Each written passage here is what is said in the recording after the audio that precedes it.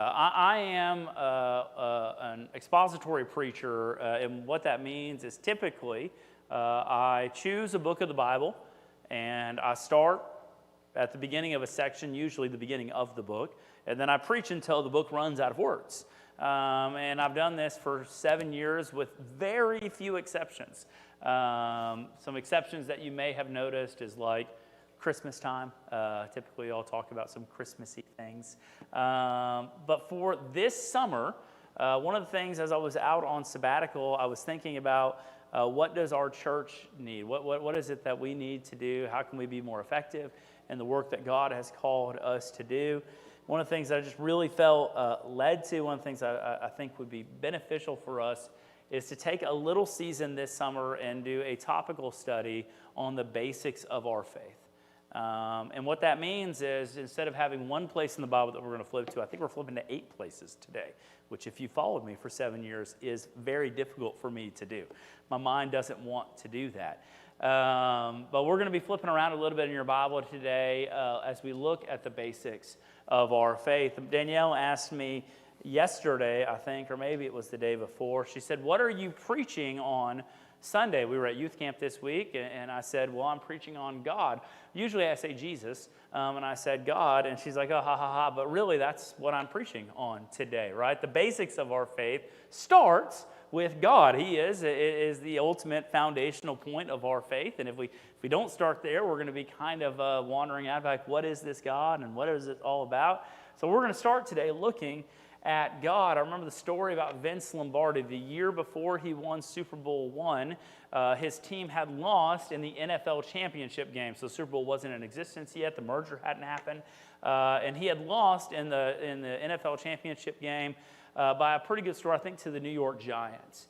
And his team was stung from that defeat. They had a few months to lick their wounds, and they came back for summer practices or to get ready for the fall season. And he began talking to his football team, and he picked up a football, and he held it in his hand, and he said, "Gentlemen, this is a football."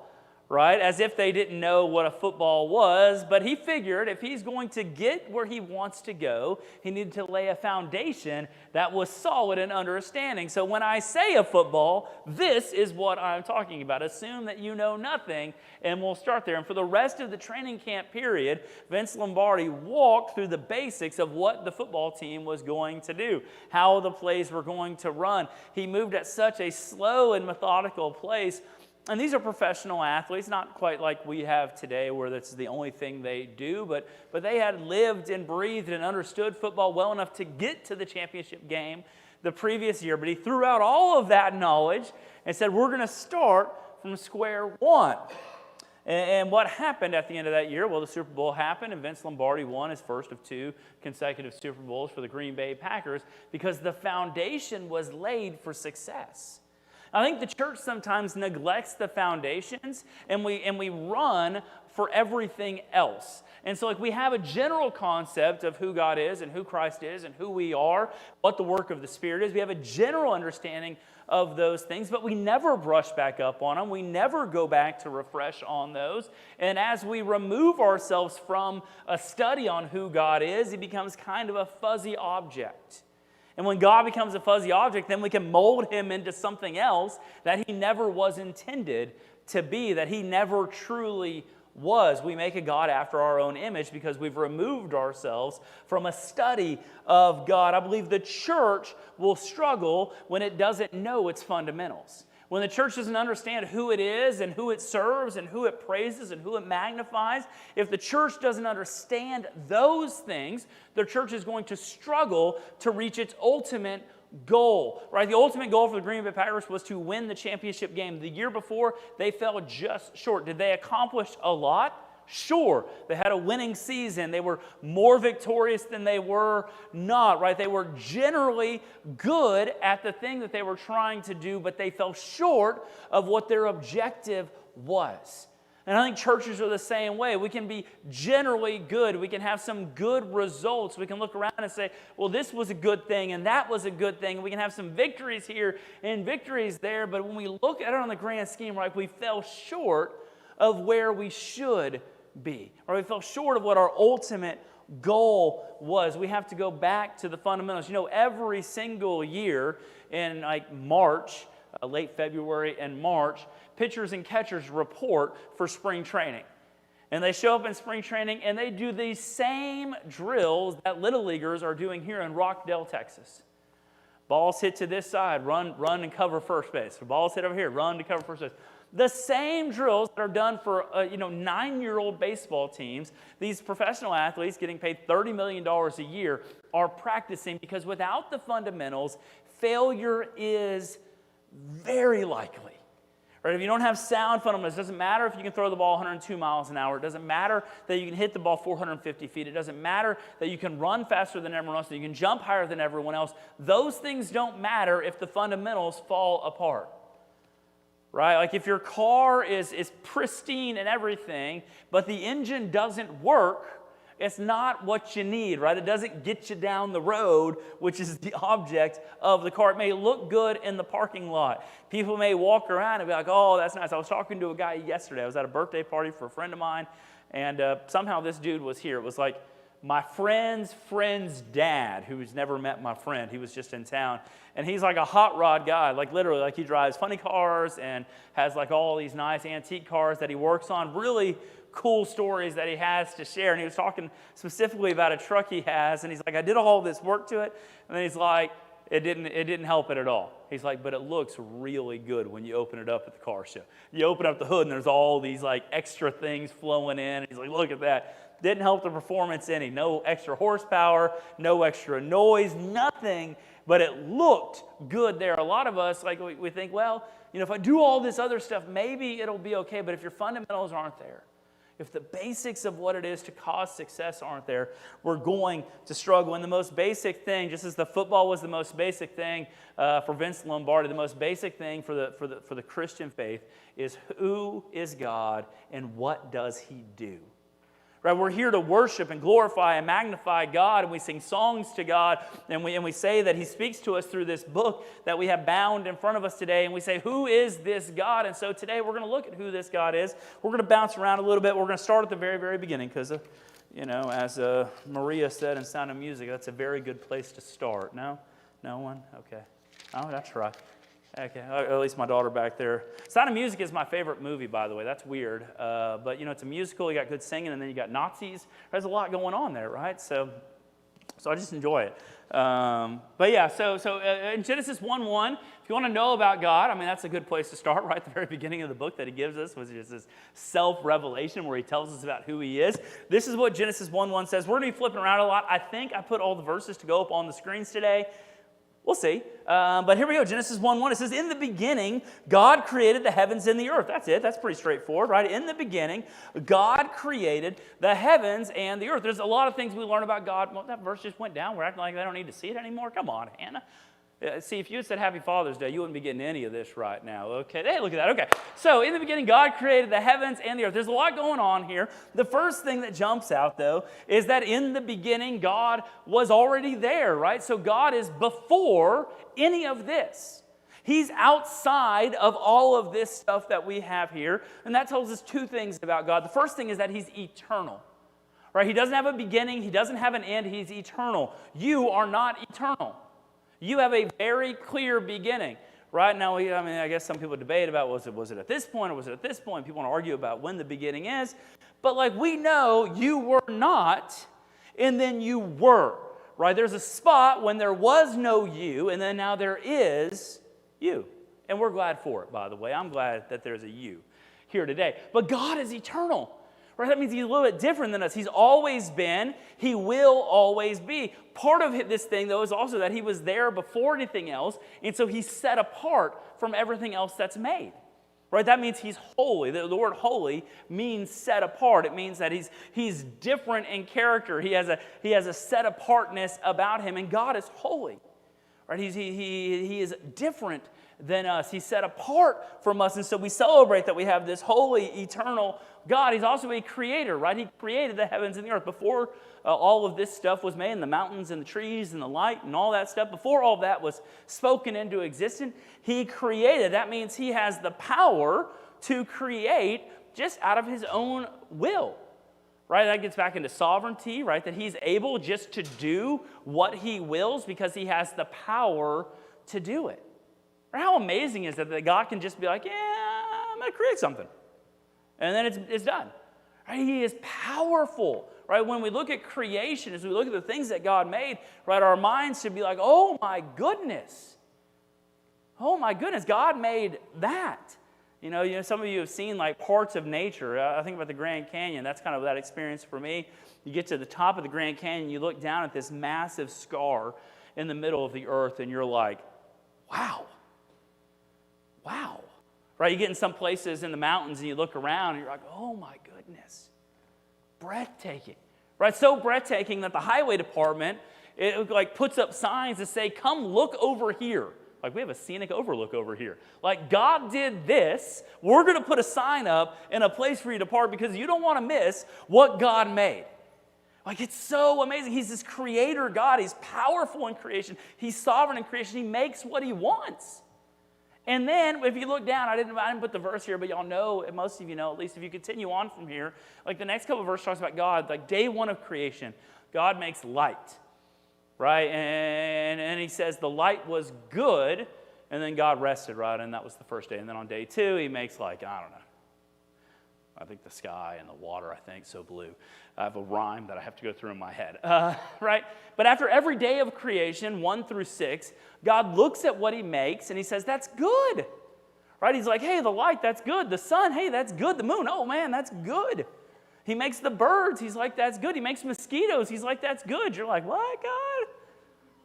Right? Everything he makes is good. Makes the mountains good. He makes the sky good. It's all good. Why is it all good? You ever wonder that? Why is it all good?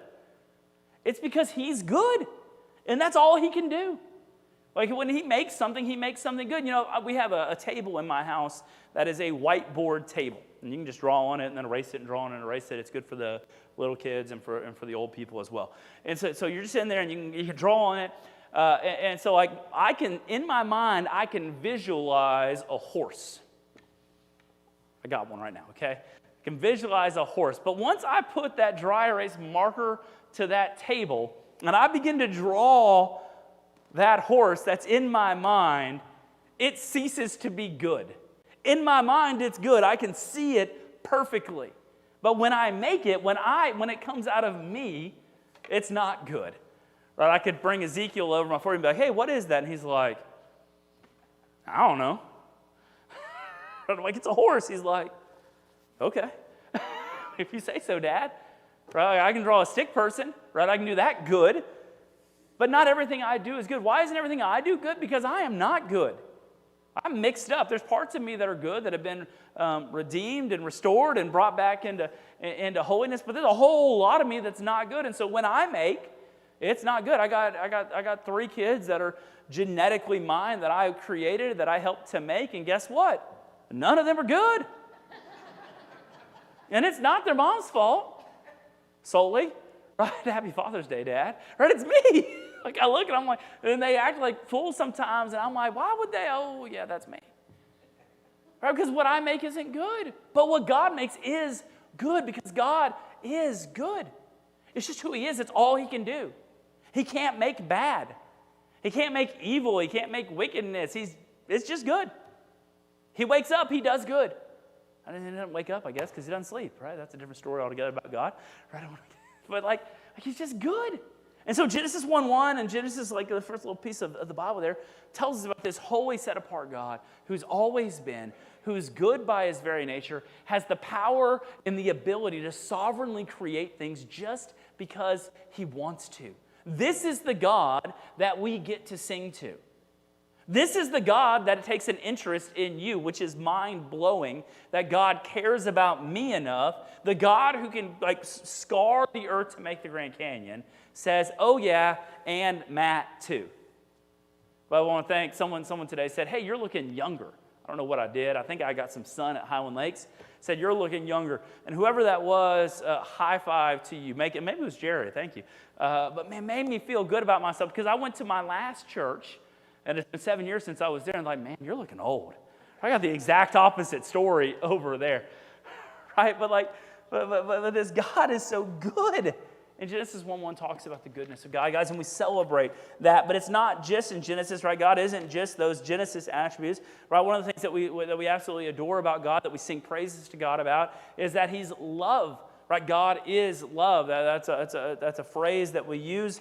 You can see that in John 3:16. Most of you are familiar with John 3:16. I probably cannot quote John 3:16 cleanly because I've memorized it in like 7 different translations. But the gist of it is, in the beginning, oh, that's not right. For God so loved the world that He gave His one and only Son, that whosoever should believe in Him shall not perish, but have everlasting or eternal life. That's probably pretty close, right? That's not bad. Right? But in this verse here, where it starts talking about God, it says like God loves.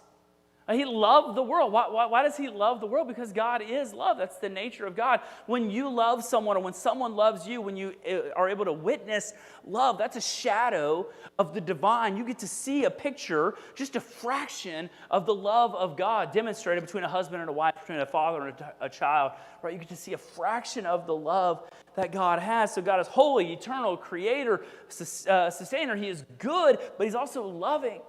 That means when we sing to Him, like we have a God who loves you, right? He's not like my last pastor. I don't know if he coined this or not, but he's like on this side of the cross, like God's not mad at you anymore. He loves you, right? Jesus, right, talking to the rich young ruler. Right, and the rich young ruler has just been found out that like he's too connected to his possessions, and Jesus, before Jesus tells him that, right before it, but Jesus looks at him and He loves him. Right? Even this man that he knows is about to leave him, he has love for, because God is love. God is a loving God. I love the song. I think it's called the Love of God. Right, but it goes like the third verse kind of gets like metaphorical, which I'm give or take on depending on that. But I love the metaphor. Right, you know, it says like, you know, we're the ocean ink, and we're every stalk on the earth a pen, and every person a scribe by trade, and we're the skies made of parchment. It says the skies wouldn't have enough room to write down the love of God, and the ocean would be drained dry. Like there would be no ink left in the ocean because the love of God is so expansive. We can't even explain it.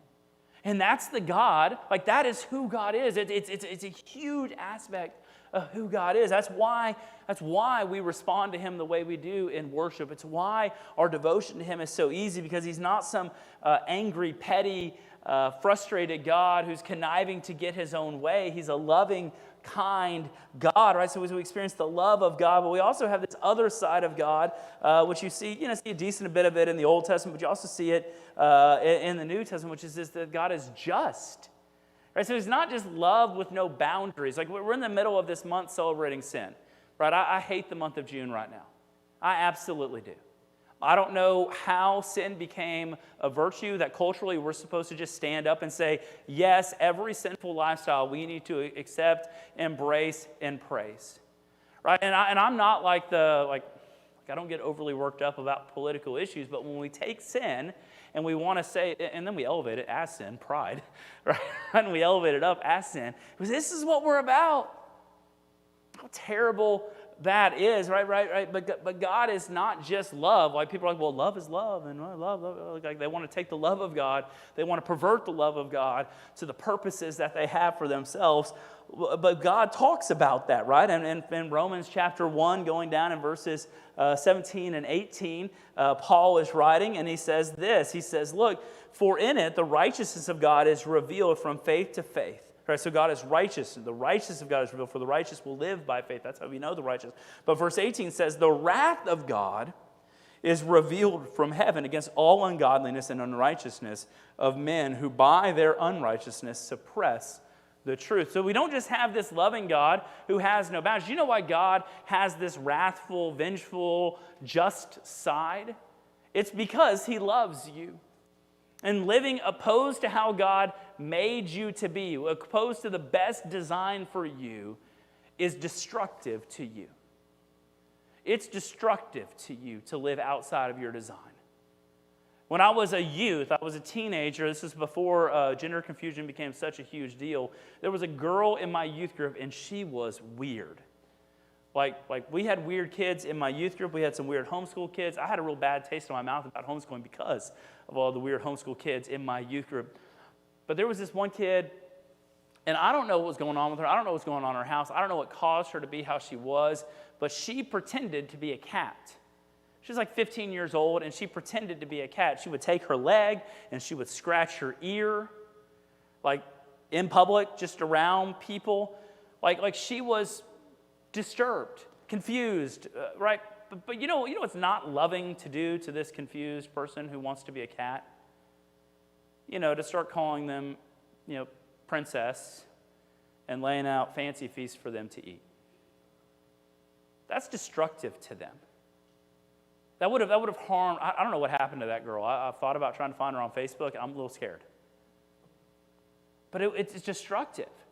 It's destructive to take someone who thinks they have an identity that falls outside of what God has told them who they are, and to say that's who you're supposed to be. That's why the wrath of God is revealed against unrighteousness, because God says that's not good.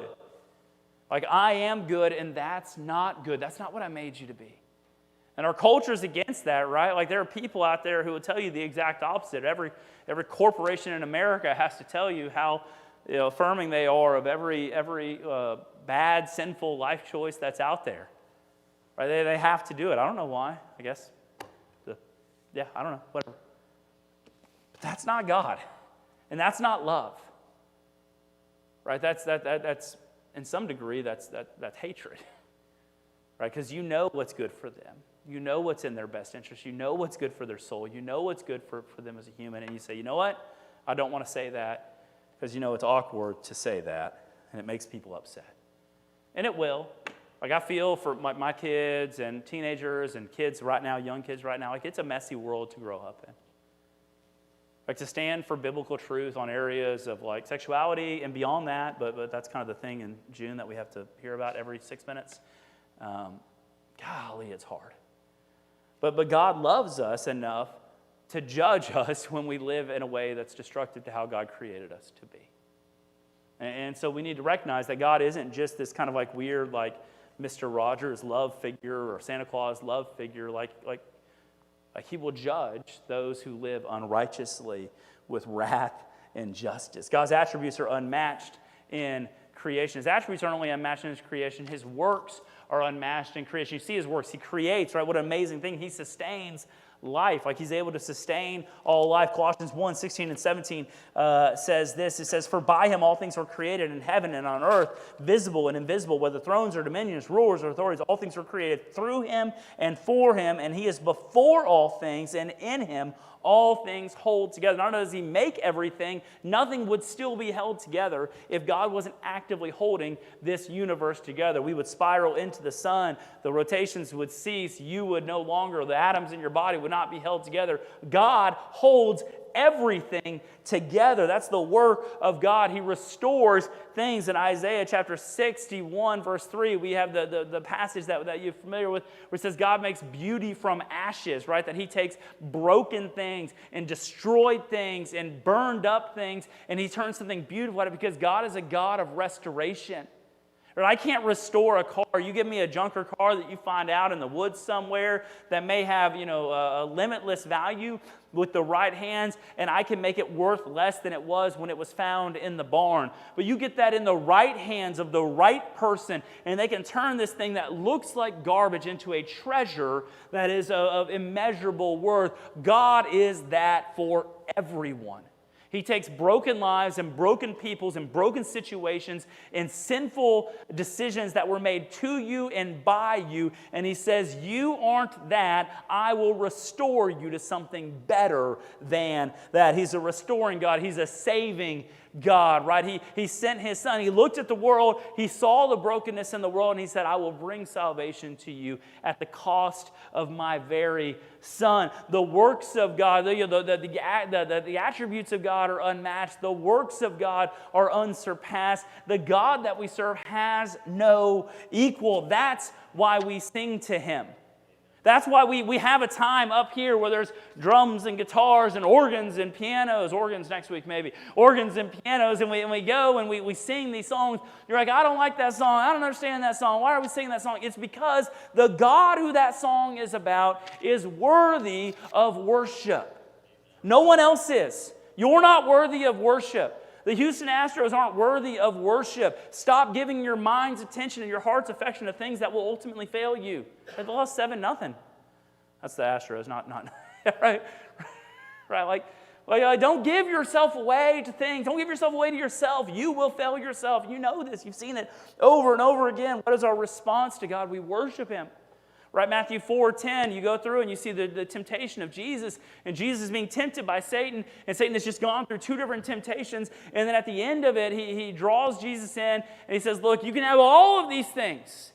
All the kingdoms of the world will be yours if you will just bow down and worship me. And Jesus said, be gone, Satan, for it is written, you shall worship the Lord your God, and Him only shall you serve. Guys, we don't worship other things. Our worship is solely focused on Jesus. Our obedience is solely focused on God. We obey what He says. Ezekiel was singing a song in the car. I guess he learned it at Discovery Days. And it just goes, obey, obey, obey, obey, obey, obey, obey, obey, obey, obey God. And like he was just singing this in the car. And I'm like, yes, we obey God. Why do we obey God? We don't obey God because we have nothing else to do. And we're just like robots who have to live autonomously or with no mind underneath the authority of some figure that wrote a book, 5,000 years ago. We obey because that God is who I just described. He's powerful and He's loving and He's good. Right? And that's the God we obey. We obey Him because He's worthy of obedience and we're devoted to Him and Him alone. Some of us have split allegiances. Inside the church, we have split allegiances. We have allegiances to God, and we'll say, God, I'm going to give you 27 Sundays a year. That's one more than 50% of the Sundays a year, God. I'm going to give you 27 Sundays a year. Now, the other 25, God, I'm going to take for myself. Need some me time. I work 5 days a week. Get a little me time. Maybe I'll go down to the lake. Maybe I'll go down to the coast. Maybe I'll just sit on my recliner and watch the Masters, right? I guess U.S. Open today, right? Moving day was yesterday. It's tight. It's tight. Oh, man, the people are putting up scores right now. It's got to hurt a little bit for my golf fans out there right now. Look at the Hasselblad. I feel it. I'm with you, okay? Right? And I don't know why I talked about golf. My mind just went there. Because our devotion needs to be fully devoted to Him alone. Oh, that's what it was, that we give part of our time to something else. Guys, the truth is, God is not looking for halfway disciples. Jesus talks about this, where was that? In Luke 14:25-27, He talks about the cost of discipleship. And he goes through and he talks about how much it costs to be a follower of His, what it takes to be a true follower of His. And this is what he says. This is a hard saying that Jesus has. Starting in verse 25, it says, now great crowds accompanied Jesus. And so Jesus turned and said to them, when the crowds got big, Jesus gave them this teaching. He says in verse 26, if anyone comes to me and doesn't hate his own father, happy Father's Day, and mother, and wife, and children, and brothers, and sisters, and yes, even his own life, he can't be my disciple. Whoever doesn't bear his own cross and come after me cannot be my disciple. Right? Jesus isn't looking for people who have divided loyalties. This verse is not telling you, like husbands here, like, done. And look for a reason to get rid of this woman. This was the verse I needed. Now I can get rid of her. Right? That's not what that verse is saying. Right? Kids, it's not saying, like, don't have to listen to Dad anymore. It's Father's Day. You better well listen to your dad today. Even those of you who didn't say Happy Father's Day to your dads this morning. Right? No, what it's saying is, like, compared to your obedience and your devotion to God, your obedience and devotion to anything else will look like hatred. Right? Compared to how much you obey and are devoted to God, compared to that, it will look like hatred. And if there's ever a conflict between the two, you already know which way you're going. You don't have to think about it. God says go this way. I've used this story before. My dad, whenever I was going into college, pulled me aside, and I told him what my majors were going to be, psychology and Christianity, neither of which are profitable majors. My dad was in the computer business world, and he said, son, I'm glad that you're called to ministry. I think that's a wonderful thing. My dad is a believer. He said, I think that's a wonderful thing. But I know a lot of unemployed pastors. Maybe you should consider having one degree that has some value. One degree. Like, keep your Christianity degree, which has no value. Throw your psychology degree away, which also has no value. And put a business degree in there or something. And like, maybe it'll be useful for the church too. But I know a lot of unemployed pastors. That's what he told me. I know a lot of unemployed pastors. And I looked at my dad with all the arrogance of an 18-year-old. I looked at my dad straight in the face. And I said, Dad, I bet you know a lot of unemployed software executives too. This is what he does. And then I just walked away. Because God had told me, like I knew in my heart what God was calling me to do. Man, I could have thrown the psychology degree and put 100 different things in there because I've rarely used any of my psychology, honestly, past like the first 2 classes. But like, God had told me, I was very clear, this is what God was calling me to do. I was talking to kids at youth camp, and I was like, what I went to college to do, like I'm living my dream every day. Except for the last month. I've been living other dreams that month. But like, this is my dream. This is my dream job. Like, I've achieved the mountaintop of success that I set out for. Cool is that? Right? So like, I've got my dream job because God told me, man, I want you to be set apart for the ministry of the gospel. I said, okay, I'll do it. And when my dad, who I love and I respect, and I listened to my dad, when my dad said I need to go to Richmond Tire to get my tires replaced, I went to Richmond Tire to get my tires replaced. It cost me twice what it would cost to go to Discount Tire. I don't know what benefit that was for me other than making my pocketbook about $600 lighter. But he said that's where I was supposed to go. I love my dad. He said, okay, I'll go. But when he and God conflicted, what God had made clear in my life that I needed to do, and my dad said, well, maybe you need to slow down on this and come up with a plan B out there. I said, I don't need a plan B. I know exactly what God's going to do. And so I ignored my father because God told me where I was supposed to be. Guys, that's what it means. The cost of discipleship, we're not looking for halfway devoted followers. Some of us have been halfway devoted for way too long. Some of you have never been devoted. Some of you have been in church your whole life. You've heard a lot about Jesus. You may have been baptized, but you've never been devoted to God. You've always been devoted to yourself. You've always been seeking out your own good and your own glory and your own victories. You've always been about you. And then you wonder occasionally when you have reflective moments like, well, why isn't God doing such and such in my life? And the answer is because you're a turd. Am I allowed to say that? I don't know if I'm allowed to say that. Well, that's for me, just so you know, that's my life story. Like, whenever I look at God, and I'm like, God, what are you doing? Why, whatever. And the answer that I often get is like, you stink, Matt. Kind of like a turd. You're not devoted to me. You're devoted to your family. You're devoted to yourself. You're devoted to your hobbies. You're devoted to the chasing after some dollar bills over there. You're devoted to the wrong things. Of course, there's nothing on the other side. No, God, I'm not going to give you that. But as a church, guys, we have to get the basics right. And I think sometimes we struggle with it. So here's the basics for you about God. God is different and better than anything in this universe. And he is more powerful and creative than anything that you can possibly hope or imagine.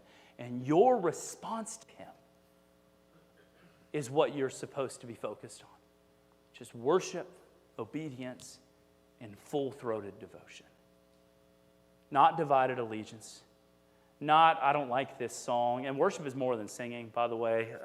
That's a part of it. The reason we sing, in case you're wondering, is because somebody somewhere spent some time to try to put down words to help us put words to how we should be feeling about God.